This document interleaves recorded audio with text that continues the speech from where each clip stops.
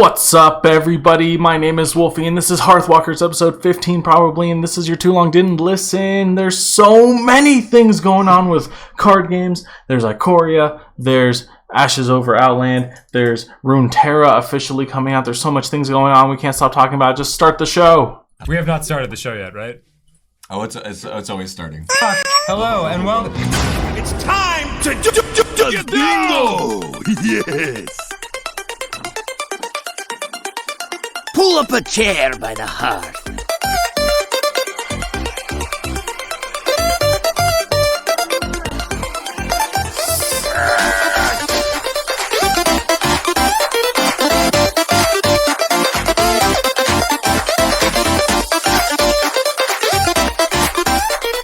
Hearthwalkers, a Magic the Gathering and Hearthstone podcast. What's up, everybody? My name is Wholfie. This is Hearthwalkers, the Hearthstone and Magic the Gathering podcast. We're back. I don't know for how long. I don't know what episode it is right now, but we're back. And I'm going to keep saying it's episode 15, and I'm pretty sure when I did episode 14, that was actually 13. But you know what? It doesn't matter because we've been gone for a while and we're back now. We have so many things to talk about, and I'm just glad everyone's here listening again. I'm not even kidding. I got like an email. I got like 2 different emails because 2 people followed the blog, the WordPress blog that I used to post all the episodes. And as soon as I got those emails, I was like my heart broke in half, and I was like, I wish I was still doing the podcast. And you know what? Now I am. So nothing can stop us. Just some quick notes, I guess, on what the podcast will be going towards the future. We're going to try to stick to once a week, but coronavirus, pandemic, all of that jazz. I'm still working, thankfully. I'm so glad that I'm still working, but that also means I'm one of the only people working right now, and that means there's a lot of overtime, and I got stuff to pay, and I'm taking most of the overtime. So I'm working close to 60 hours a week. This week, I actually took a day off. I took an extra day off, so I had my 4 days off. I usually have 3, so I had 4 days off this week just so I can kind of prep this, get some time off since I did a bunch of overtime, and then I'm going to do a bunch more overtime, and we're going to get those dollar bills, you know? But that being said, podcast is going to be a little bit different. We're going to focus on Hearthstone, we're going to focus on Magic, and we're going to focus on Runeterra. Now, the Runeterra section it's because I'm playing a lot of Runeterra right now. Runeterra is coming to mobile at the end of the month. Spoilers. So it's a good extra card game to talk about. Eternal, yes, Eternal's around. Yes, Pokemon's still around. Yes, there's in-person card games that we could talk about. But for now, that last third slot will be for Runeterra. Period. And oh gosh, we're like crashing. Hopefully the recording is fine. Anyway, that being said, we're going to try to stick to once a week. And we did delete the Hearthwalkers Twitter because having 2 different Twitter accounts is way too difficult for me to try to grow one and the other. Might as well, if you guys want to check me out, come over to my Twitter at Wholfie. Also, when we stream on Twitch, we're going to try to stream the episodes of the podcast on Twitch. That'll be twitch.tv/Wholfie. And my internet is literally crashing before my eyes right now for some reason. And I hate it. I hate it. So hopefully the recording is fine. Lily's eating some Cheez-Its over here, so it's a perfect time to move on to our Hearthstone segment. You know what, we're using the same old bumpers from last time, so Hearthstone segment for now. Because I'm an adult, and when I attend a conversation, I bring my own memes from home. Use your bolts of lightning! What? My hair is on fire? I know. Alright, quick update. Our internet actually shut down, so the stream is not streaming. But the recording is still recording, so we're going to keep recording. Alright, so Hearthstone. Man, what a terrible, terrible time for my internet to cut out. This is the second time today. I'm actually kind of pissed, but you know what? We got podcasts to record, and not everybody records these live, you know? But I do because I'm a professional, and we're going to talk about some Hearthstone. And guess what? Ashes of Outland is out, and you know what else? Demon Hunter is out, and you know what else? It's OP. It's super OP. Broken mess of a class. When it came out, within 2 days, most of the cards in Demon Hunter were nerfed. We're talking I-Beam, at Aldrachi's Warblades, Battle Fiend, and Skull of Gul'dan, and one other looks like Imprisoned Antaen. I don't have internet at my house right now, apparently, so these images are not loading up as fast or at the quality that I wanted them to for when I initially planned this recording. But we had a lot of nerfs coming out for Demon Hunter. It's not even worth talking about what changed because they were only live in the meta for like 24 hours and then they got nerfed. So just know that it was broken. It was a hot mess, broken mess of a class, really aggressive, really tempo-y, and yeah, you know what? We reconnect, please, internet, while I keep talking. But the demon class itself is pretty sick. If you don't know, if you haven't heard about the demon class, it is Hearthstone's first additional class that brings Hearthstone's class total to 10.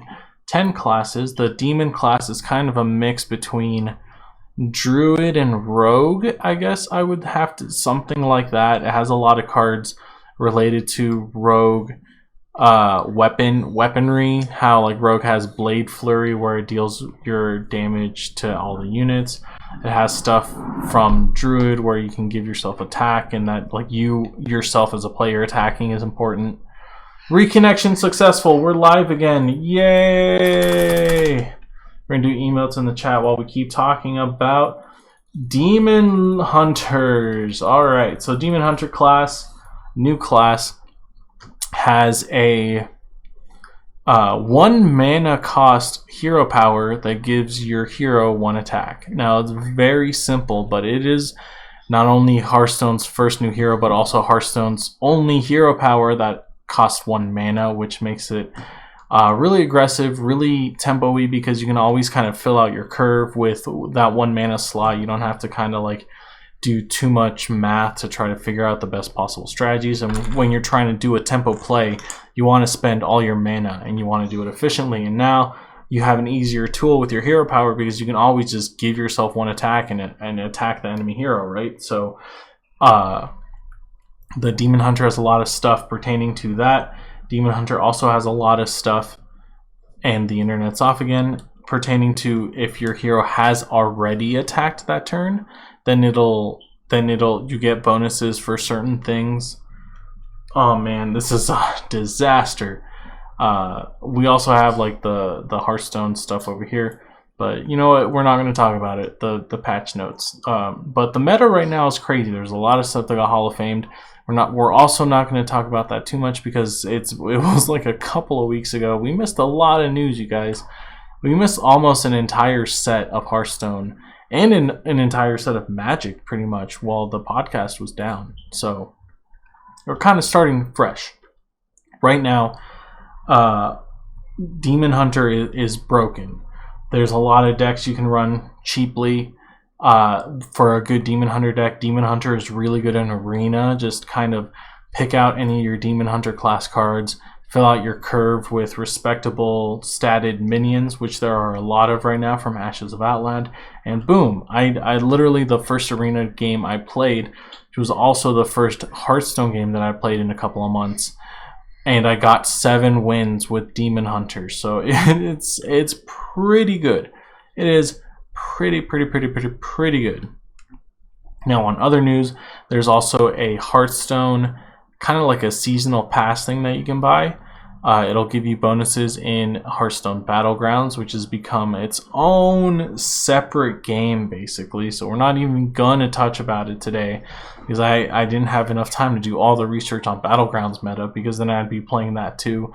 So that if you get this kind of like a battle pass, you get 4 free arena tickets, and you get special bonuses in Battlegrounds. One of them being able to pick a fourth, have a fourth option for your hero at the beginning of the game. You also get added stats, which I'm not entirely sure what those would consist of, but it is very exciting to have more and more support for Battlegrounds, which is like an amazing game mode, and I'm so glad that they're fully going on with it. But oh man, my internet is just terrible, and it's making me real upset. I'm glad we're recording this too, because oh my goodness.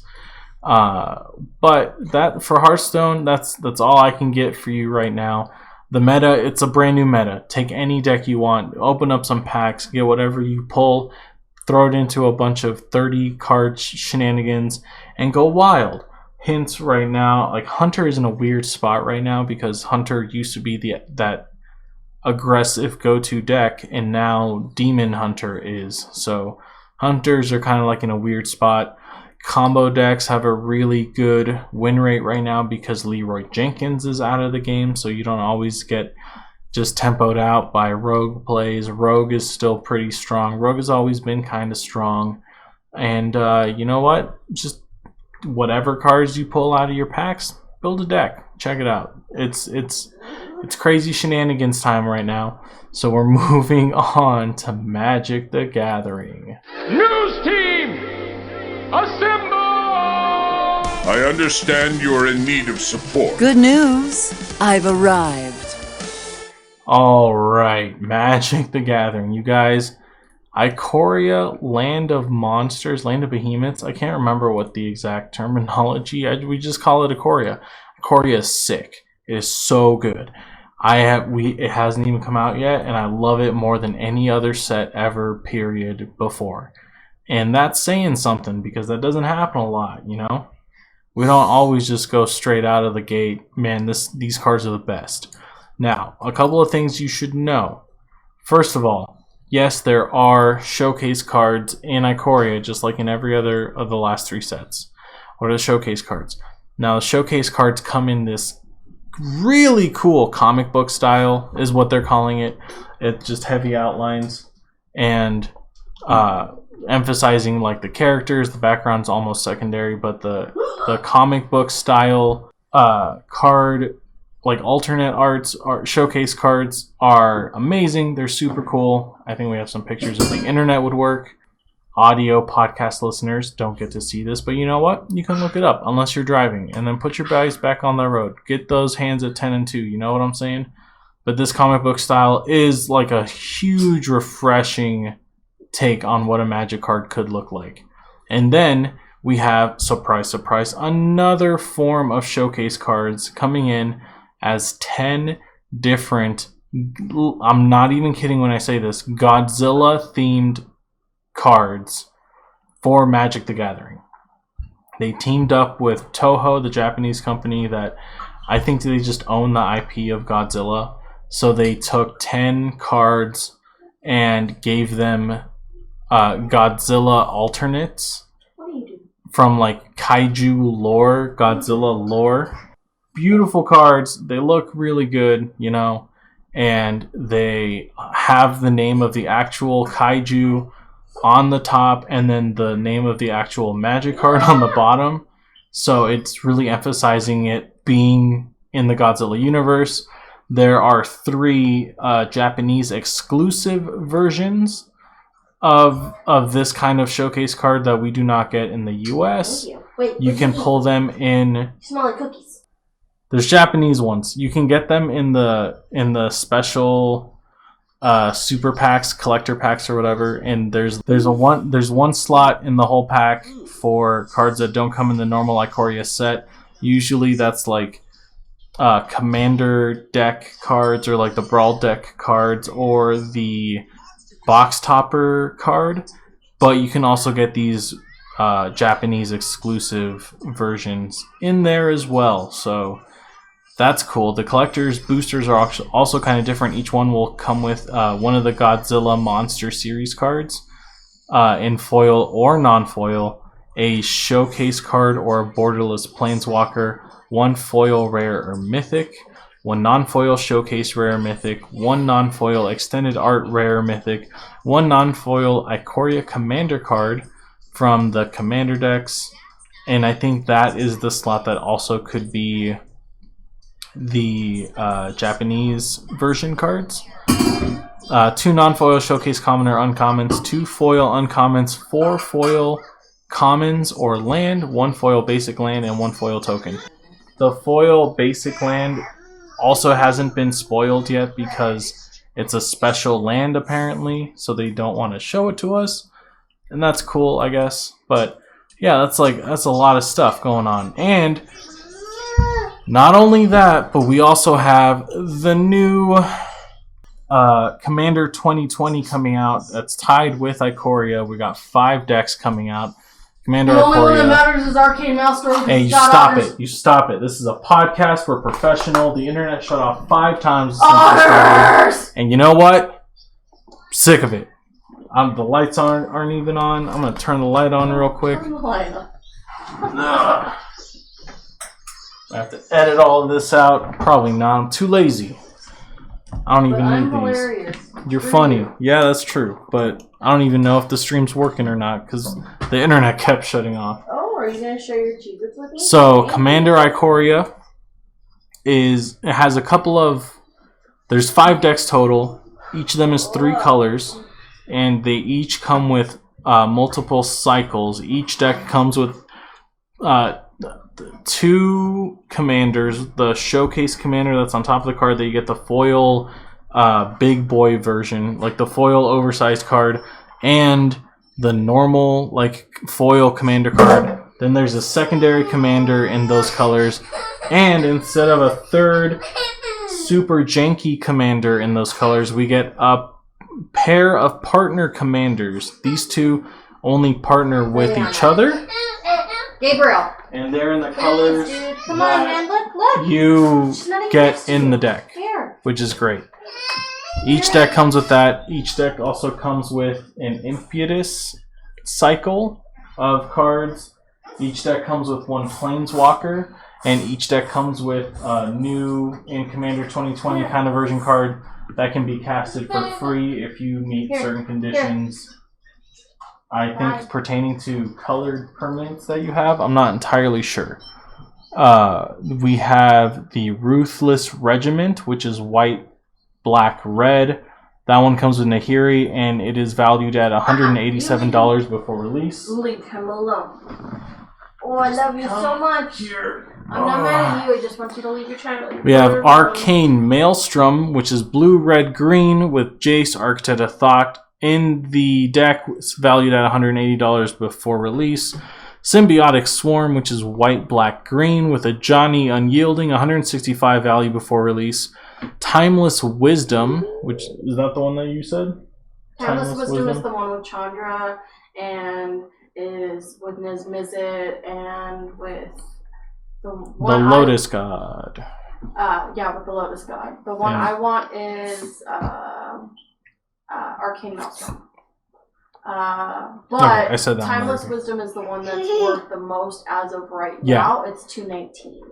$219. Valued before release. And then the last one is Enhanced Evolution, which is blue, black, green, which is the one I want. With Nissa, Steward of Elements. That's not the reason I want it. Yeah, I want it because it comes with a Whale Wolf, which is sick, and it's valued at $191 before release. So that's crazy. I think the Timeless Wisdom one has the Sky Shark in it too. The Sky Shark Rider and the Sky Shark. Yeah, probably. I think so. So, like, Timeless Wisdom is probably the one that's... The reason it's worth so much is because it's got so many good combo cards. Like, companion good cards. Companion good cards. Heard it here first, folks. Timeless Wisdom. Top-notch, number 1. Enhanced Evolution, I'll take a number 2. I want that Wolf Shark. Wolf Whale. Whale Wolf. Whale Wolf Shark Good Boy. I want it. and I'm gonna get it. Not going. But yeah, there's so much Magic the Gathering stuff right now. In Arena, we have FNMs in Arena now because the coronavirus shut everybody down. So if you hop on Arena on Fridays, you can play FNMs. It's a free entry cost event that comes with, I think if you win like 2 games, then you get some uncommons or rares or whatever. There's Arena Cube now with special packs that contain just every card that has ever been made active in Arena, which is a lot because we also had that event at the beginning of Theros where they just made a bunch of broken decks with like Power 9 cards and stuff. So those are also in the cube for Arena, which is crazy. That's there. And the new set's coming out soon. So stock up on your stuff. And before we move on, just a quick reminder that we are doing a Cracking for Value challenge on the YouTube / on the Twitch. We opened up a new account, and without using any wild cards, we're gonna go from start to Legend, Mythic, whatever they call it in Magic the Gathering. And then once we do that, we're gonna do the same for Hearthstone, and maybe, probably not Runeterra. But yay! Lily standing up by herself on the new episode of the podcast. This never happens. Yay! She's not. She hasn't taken a step yet, but she can stand up by herself. Oh, yay! She had help. She almost fell down, but that still counts. Baby, I promise. That still counts, honey. Like it? All right. Now, so I with don't all want that, you know what? process. We're gonna move on to Legends of Runeterra. Venusaur with a question mark. Oh! Yay! Welcome back. Nope. I know you can do it now. Come on. All right, she took a step during the bumper. Not my fault. Okay. What to daddy? Come over Ready? here. Ready? We're gonna do the bumper again. Have a clean bumper. Venusaur with a question mark. Get down! Welcome back.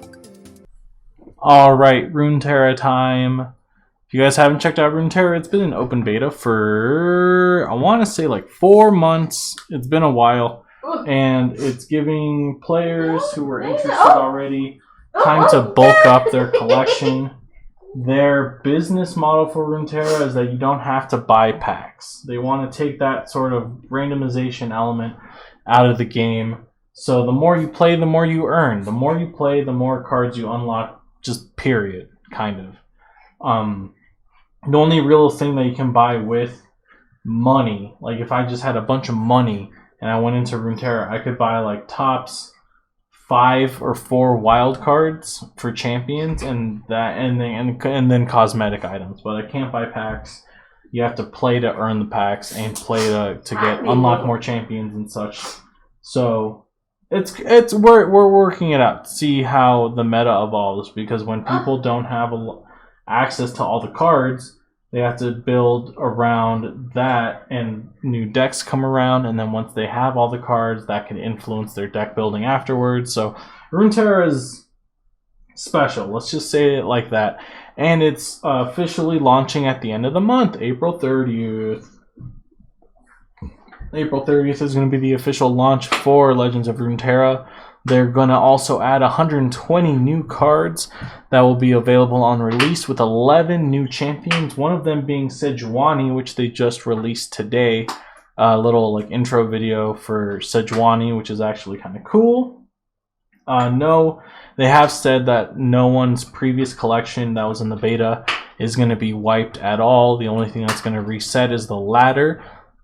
Each of the ladder seasons is about 2 months long, and it's going to be a lot of work to try to climb back up the ladder. It's similar to the League of Legends ladder. Starts out in bronze, goes all the way up to diamond, and then legend or master or whatever. And then you get onto pros, I guess. TSM, hit me up. The 120 new cards, they haven't been spoiled a lot. The Twitter account for Runeterra has been posting a lot of the artwork for some of the cards. but not what like the actual cards, like not what we're actually getting.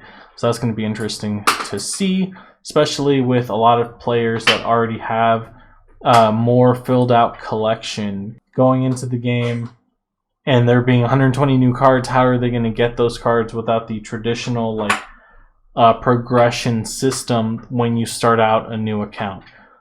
When you start out the new account, so let's get into some quick tips for some new players, and then we can end this new podcast episode. When you start out, you do some quests, right, and then you get like your base set of cards for each region. They're, instead of colors, they're called regions. There's Piltover and Swan, which doesn't make any sense. They should be separate regions.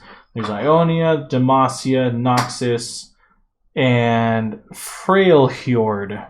And then there are neutral cards. Are there neutral cards? There are no neutral cards. I don't think. No, there is not. They're just faction cards. And you can build a deck with either 1 or 2 factions or regions, whatever you want to call it. You get up to 6 champions, which are what like the League of Legends champions are. That's what they are.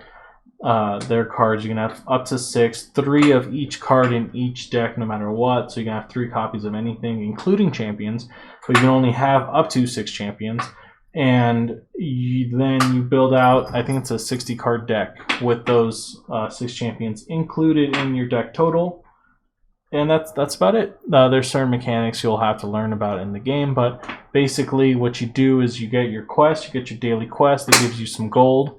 You can use, or it gives you experience, and the experience ticks up your experience counter in your rewards page. So your rewards page, you pick a region, and then there's a long list of rewards, and each reward rewards you like different colored chests. It'll give you free gems so that you can craft your own cards. It'll give you wild cards, or it'll give you specific like region specific chests to open up so that you get that region's cards, or it'll give you champion chests that'll give you champions from that region. If you get duplicate cards, they turn into gems instead so that you can craft cards that you're missing, and they have duplicate protection so that once you get, say I got 3 Teemo and I open up a champion capsule for Piltover and Swan, I won't pull another Teemo. I'll pull a champion that I don't own yet. And then once I own all the champions, then it's different. So duplicate protection. Also, Hearthstone has that now. I don't know if I mentioned that, but Hearthstone has duplicate protection now. It's pretty cool. I'm so glad they do that. Magic kind of has it and kind of doesn't have it. So that's where that is. But Runeterra is coming out. It's also coming out on mobile April 30th. So that's going to be exciting. So I don't have to hop on my computer every time I want to get my quick games in and just do my daily quests. So yeah, exciting time. So we're moving out. We're finishing up the Not going anywhere. Come on. I got you. The episode of the podcast. It's a great time. Right, there's so many card games right now. It's a great time to play card games. But if you don't want to play a card game, Riot announced way back in the day, like in 2019, gosh, that feels like more than 1 year ago, Riot announced that they're going to be coming out with multiple projects. One of them was Runeterra. One of them is Wild Ride, which is a mobile version of League of Legends, like a smaller, more compact League of Legends. Please. And it'll be released at some point for Android and iOS, but one of the ones that they announced, they didn't talk about, is called Valorant, which is a hero shooter similar to Overwatch. It's kind of a more serious version of Overwatch, kind of like CSGO, but with Overwatch powers. And they just released that like 3 or 4 days ago on closed beta to certain streamers, and it is blowing up Twitch right now. The last I checked, Valorant had 1.2 million viewers on Twitch at like Friday it was like 4 o'clock, right? And the next game over, which I can't remember what it was, probably League of Legends, only had like 312,000 viewers. So Valorant is legitimately taking over Twitch because the only way to get access to play the game right now is via a Twitch drop. When you watch people play the game, and they have drops enabled.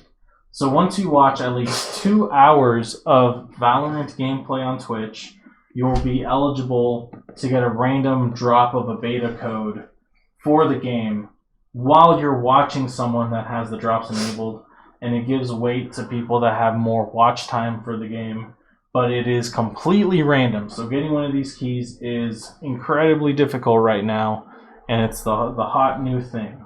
So there's that. That's cool. Check that out. Also, if you're jonesing on some Magic and you don't want to get on your PC to play Arena, you can play Magic Mana Strike on your phone. We've been playing a lot of that. We have a couple of videos on the YouTube. We're going to come out with a couple of videos. At some point, I made a spreadsheet with like all the cards, stats, so we can see what's good and what's not so good. Spinning Devil is good. Grinning Devil is the good he spins. He spins to win. And he's super good. But yeah, check that out. It's a tower defense game with Magic cards. Very interesting. But that's it for now. You can follow us at Wholfie on Twitter. Twitch.tv/Wholfie is where we stream all of the games, all the podcast episodes, all the stuff. That's where we do it. And you could, if you don't mind, subscribe on iTunes. Rate us on iTunes, because apparently I need that for people to see the podcast. And if you're one of the 2 people that followed the web blog place, the WordPress blog, thank you so much. That like made my day when I got those emails that someone was still following like a week ago. So that was super cool. Thank you guys for watching/listening. I'm sorry the episode's so garbage. The internet cut out like 5 times and it was pretty frustrating. But this is Wholfie. That's a great time to play card games, but I'll see you later.